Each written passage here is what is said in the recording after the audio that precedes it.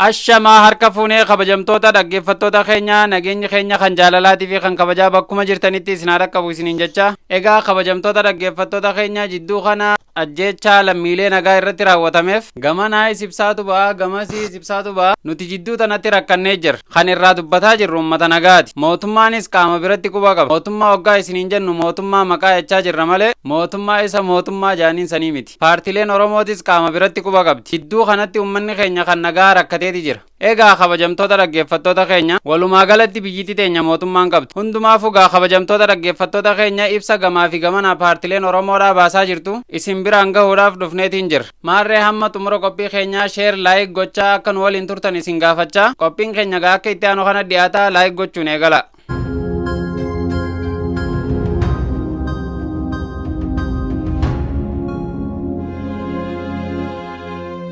Tolega kabajamtoota dhaggeeffattoota keenya. Egaa yeroo baay'ee kan nu beeytan qophiilee bashannansiisoo isiniif dhiyeessuudhaani namoota tokko tokko kan qophii nuti dhiyeenya kana dhiyeessaa jirru irratti komii kaasaa jiru agarra. Maaliif qophii bashannanaa qophii koflaa san hin dhiyeessine jechuutu mul'ataa jira. Osoo lammiin keenya haala kanaan bo'aa jiru kofla maaltu nutti tola jenneeti kan dhiifneef. Kana gabaabdumatti akkasitti nuuf hubadhaa isiniin jecha gaafa nagaa arganne uummanni keenya nagaa argate qophiilee bashannansiisoo san immoo akka isiniif dhiyeessinu gamanumaan waadaa isiniif seenna. Hundumaafuu taatee jidduu kana taatee irratti ibsa kaafaawwan baasee fi akkasuma ammoo abaawwan baase akka itti aanu kanatti gaggabaabsinee gurra isin buufnaa ammas turtiin keessan waliin haa ta'u isiniin jennaa waliif daddabarsu isin dagatinaa isiniin jenna. Nageenya lammiilee eegsisuun dirqama mootummaati jechuudhaan koongiresiin federaalaa Oromoo ibsa baase.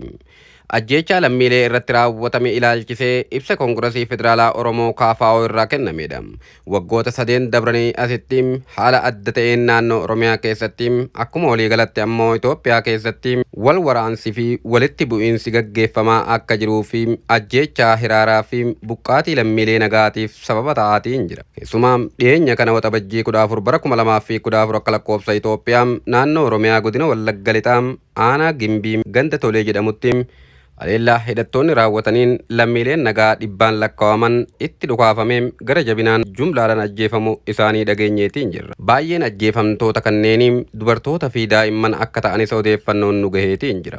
Ajjeechaa jumlaa kanaan mootummaa waraana bilisummaa Oromoo jechuudhaan kan himatu yommuu ta'u, waraanni bilisummaa Oromoo ammoo humnoota mootummaa hidhataniin akka ta'e jala muree ibseetiin jira. Kana gidduutti garuu dhiigni namoota nagaa gadi jigee irra dibamaa hafaatiin jira. Yeroo adda addaatti kan sammuu uummataa cinqan hidhattoota mootummaas ta'e kan mootummaatiin alaatiin ajjeechaawwan suukanneessoo raawwataman viidiyoodhaan hundam waraabamanii miidiyaalee adda addaa irratti gad dhiifamaa jiraachuu isaati. Fakkeenyaaf humnoota zamachaa Minilik jedhamanii mootummaan harka keessaa qabuu fi ayya mootummaa jalas kan turan naannoo Amaaraa godina addaa Oromiyaa naannoo Dawwaa Caffaa ganda Intoolii jedhamu keessatti baatii muddee bara 2014 torbaan dabre kana keessa ammoo namoota miseensota shanee jedhaman konkolaataa irraa buufamanii gara jabinaan ajjeechaan irratti raawwatame akka ragaa qabatamaan koomishiniin mirga dhala namooma Itoophiyaa qulqulleessee dhiyeessullee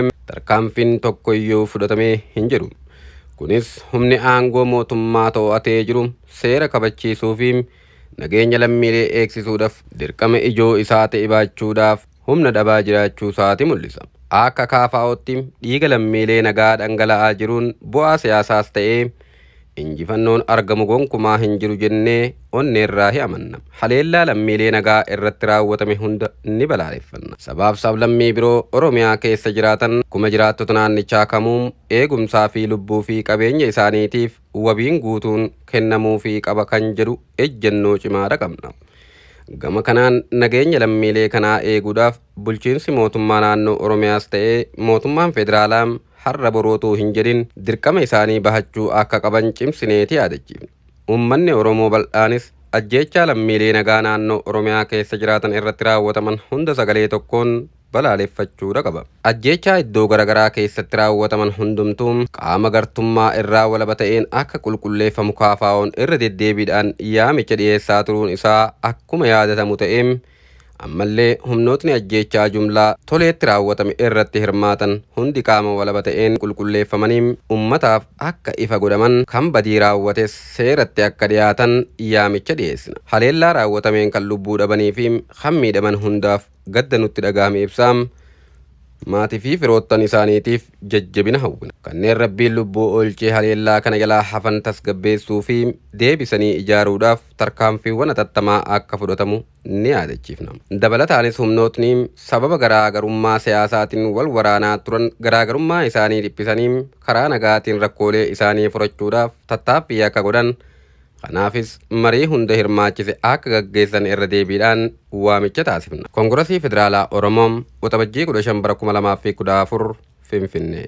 Waa'ee ajjeechaa Gimbii, Gaambeellaa fi kaanii paartiin biyya bulchuu fi mormitootaa maal jedhan jechuudhaan gabaasni BBC'n afaan Oromoodhaa reefuun kana dhiyeesse maal jedha. Ajjeechaa lammiilee nagaa irratti bakkeewwan garaagaraatti raawwatamaa jiran qaamni walabaa gidduu seenee akka qoratee ifa baasu adda bilisummaa Oromoo fi Koongirasiin Federaalaa Oromoo KFO'n ibsa baasuudhaan gaafataniitiin jiru. Gama kaaniin paartiin afaan illeen taatu biyyan bulchaa jira jedhee of waamu paartiin badhaadhinaa kora isaa gaggeessaa kan jiru. Koreen hojii raawwachiiftuu paartii badhaadhinaa ajjeechaa lammiileen nagaa irratti raawwatamu kamuu balaaleffachuudhaan ibsa baaseetiin jira. Haala nageenya yeroo ammaa fi tarkaanfii seera kabachiisuu irratti kan mari'ate koreen paartii badhaadhinaa tarkaanfiin olaantummaa seera eegsisuu akka itti fufuuf kallattii kaa'u isaanii ibsa kanaan eeraniitiin jiran. Torbee dabre kibxata Waxabajjii 14 bara 2022 haleellaan naannoo Gaambeellaan namoota 40 caalan galaafatee erga raawwateen booda kutaalee lixa Itoophiyaa jiran keessatti yaaddoon nageenyaa hammaatuun himamaatiin jira.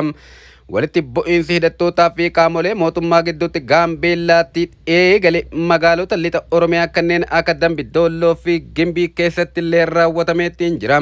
Godina Wallagga lixaa aanaa Gimbii ganda Tolee keessatti haleellaa sanbata darbee Waxabajjii 18 bara 2022 raawwateen namoonni 300 ol ta'an ajjeefamuu namoonni ijaan argine jedhan ibsaniitiin jiru. Lakkoofsi kun garuu hanga ammaatti qondaaltota mootummaatiin hin mirkanoofne. Ajjeechaa kana hordofee qondaaltota mootummaan biyyattii dabalatee jaarmiyaalee mirga namoomaaf falmanii fi mootummaan Ameerikaa dhimma kanatti dhimmamuudhaan ibsa kennaniitiin jiru. Adda bilisummaa Oromoo ibsa baase keessatti akka jedhetti dhumaatiin lammiileen nagaa irratti deemaa jiru kanaaf hidhattoota mootummaa komateetiin jira. Hidhattoonni mootummaa hidhattoota bosona keessa jiran barbaaduudhaaf jecha lammiileen nagaa humnaan bobbaasuun waraanatti oofaatiin jira jechuudhaanis adda bilisummaa Oromoo ibsa isaanii kana ni tuttuqa. Namoonni waa'ee waraanaa hin beekne humnaan guuramanii gara bosonaa geeffamuudhaan hidhattoota dura akka dhaabbatan taasifamaatiin jiru jechuudhaan dhumaatii lammiileetiif sababa dhiyeesse dhaabni ABO'dha. Koongirasiin Federaalaa Oromoo gama isaaniitiin dhumaatii lammiilee irratti qorannaa walabaa gaggeeffamuu qaba jechuudhaan ibsa baaseetiin jira. Mootummaan mirga lammiilee eegsisuudhaaf dirqama waan qabuuf itti gaafatamummaa kana guutumaan guututti fudhachuu qaba jechuudhaanis addeesseetiin jira. ABO'n ibsa isaa keessatti akka eeretti wayita qaamoleen mirga namoomaaf falman lammiileen hedduun ajjeefamuu ibsaa jiranitti mootummaan garuu ajjeechaa lammiilee irratti raawwatame haaleetiin jira jechuudhaan dubbata. Akka fakkeenyatti ajjeechaa abbootii gadaa Karrayyuu irratti muddee takka bara 2020 takka humnoota mootummaatiin raawwatame kan koomishiniin mirgoota namoomaa Itoophiyaa ibsa baase mootummaan hin fudhanne jechuudhaan ibsa isaanii kanaan qeeqeetiin jira. Hidhattoonni yuunifoormii waraana mootummaa Itoophiyaa uffatan naannoo Gaambeellatti nama Oromoo nagaa wayita haala suukanneessaan itti dhukaasanii ajjeesan akkasuma haleellaa suukanneessaa godina addaa saba Oromoo naannoo Amaaraa viidiyoon waraabame akka fakkeenyatti eeraniitiin jiru.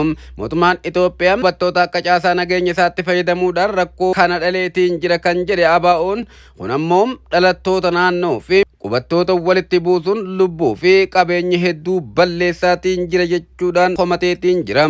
Kutaalee Oromiyaa gara lixaa keessattuu Shawaa Wallagga keessatti malli qunnamtii addaan cituun dararaan lammiileen keessa jiran qixa sirrii ta'een akka hin hubanne hudhaa ta'eetiin jira jechuudhaan ibsa isaanii kanaan komatu.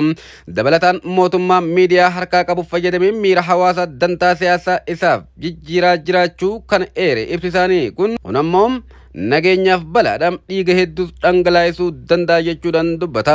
Haleellaan hidhattoonni mootummaa fi michoonni isaanii kutaalee biyyattii adda addaa keessatti lammiilee nagaa irratti raawwataa jiran biyyattii gooluurra taree gaanfa Afrikaatti fillee balaadha jechuudhaan ABO'n ibsa isaanii kana keessatti kaasaniitiin jiru. Kanaafuu qaama walabaa qofaatu waan raawwatamaa jiru dhugaa irratti hundaa'ee qorachuu qaba jechuudhaan ibsi isaanii kun hubachiisa. Qaamni dhimmi ilaallatu hundinuu taatee raawwate kun qaama walabaan akka qoratamuuf tumsuu qabu ganda tolee fi bakkeewwan birootti haleellaan lammiilee nagaa irratti raawwatamaa jiru qaama walabaa qofaan qoratamuu qabas jedheetiin jira.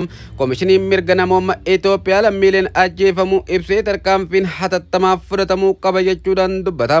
Mootummaan naannoo Oromiyaas mootummaa federaalaa waliin ta'uudhaan tarkaanfii humna shororkeessaa ittiin jedhu irratti fudhachaa jiru cimsee akka itti fufu ibseetiin jira. Ministeerri muummee Abiyyi Ahmad gama isaaniitiin bakkeewwan rakkoon nageenyaa jiran maratti tarkaanfiin nageenya mirkaneessuu cimee itti fufa jechuudhaan dhaadachuunsaa kan dagame yommuu ta'u, qaamoleen seeraan alaa fi hidhattoonni lammiilee nagaa irratti badii raawwatan gochi isaanii kan fudhatama qabu miti jechuudhaanis dubbateetiin ture. Mootummaan haleellaa raawwatameef waraana bilisummaa Oromoo kan shanee jechuudhaan maqaa xureessanii waaman kana yommuu himatu, dubbi himaan ABO yookaan dubbi himaan ABO waboo garuu haleellaa kana kan raawwatan hidhattoota mootummaati jechuudhaan jala muree itti himeetiin jira. Toleegaa kabajamtoota dhaggeeffattoota keenya haruma hundattuu gaalammiin teenya akka rakkoo hamaa keessa jirtu dhagaatiin jirtan jennee abdanna. Kanaaf obbo Jowaar Mohammadillee yeroo kanatti wanni hunda dura dursuu qabu nagaa jee lallabaa kan jiruufi kana akkasiin hubadhaa isiniin jenna kabajamtoota dhaggeeffattoota keenya yaada qophii keenya irratti qabdannuuf katabaa akkasuma ammoo waliif daddabarsuudhaan ummata keenya biraanis gaa isiniin jecha qophiin keenya kanumaan kan goolabnu tahaa hamma qophii biraatiin walitti dachaanutti.